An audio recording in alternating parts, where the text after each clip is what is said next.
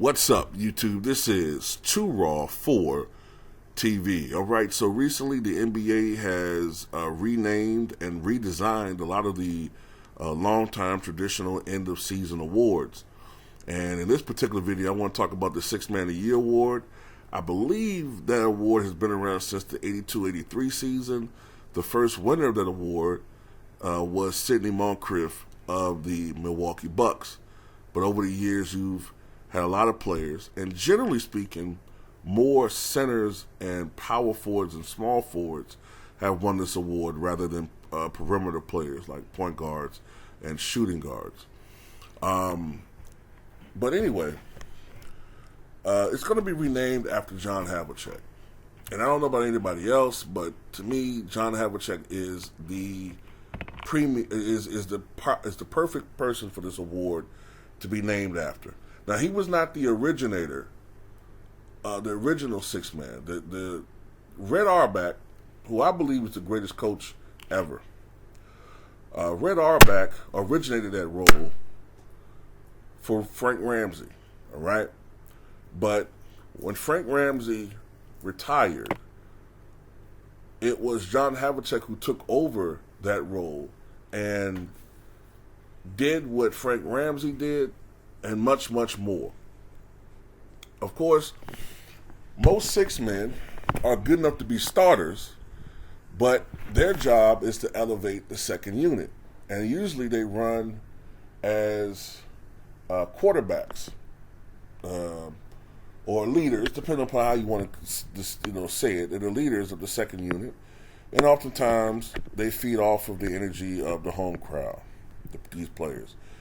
John Havlicek started off his career sacrificing his game, sacrificing his numbers, and being the second, playing with the second unit. And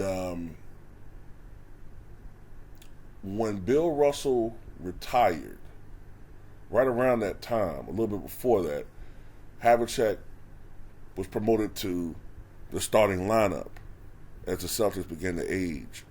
And after Bill Russell retired, he became the captain of that team. And he, along with Dave Cowens, was able to win 2 more championships as the leaders of the Boston Celtics.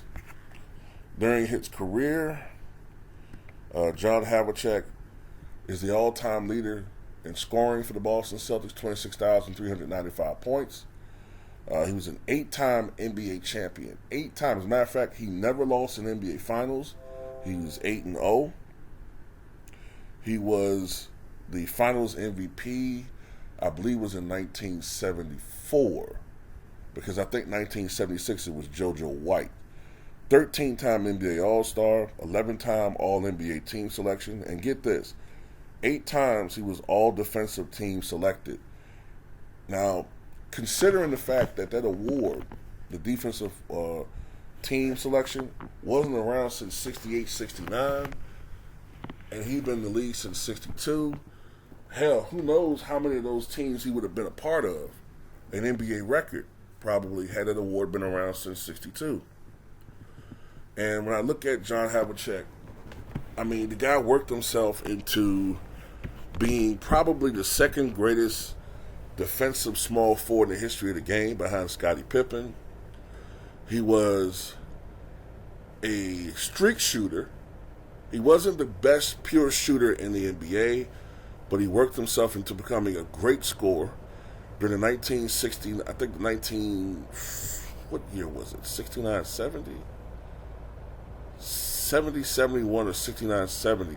One of those years he averaged a career best 29 points per game. He did not have the greatest field goal percentage in the history of the game. I think he only shot something like 43, 44% for his career. But he was one of the best clutch performers of the 1970s.